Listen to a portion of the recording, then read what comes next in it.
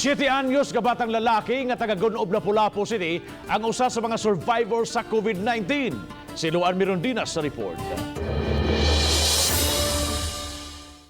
Nakadaig ang crisis management team sa kaisog niining 7 anyos nga batang lalaki nga nag-inusarang migawa sa Tambalanan kagabi. Siya ang ikasiyam ug labing bata nga COVID survivor sa dakbayan sa Lapu-Lapu. Ang inahan, igsuon ug apuhan sa bata pareho pang nagpaalim sa Tambalanan. Pagkanaot niya gahapon sa ospital, he was very brave. Siya ra usa, nagbitbit ra siya putos niya, gamit niya dito sa ospital. Niya as a sign of respect and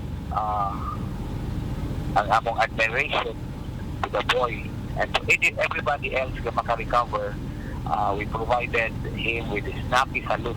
Apan kagahapon usab, nadugangan og upat ka mga COVID positive patients ang dakbayan sa Lapu-Lapu. Duha sa Marigondon, usa sa Gunob ug usa sa Ibo.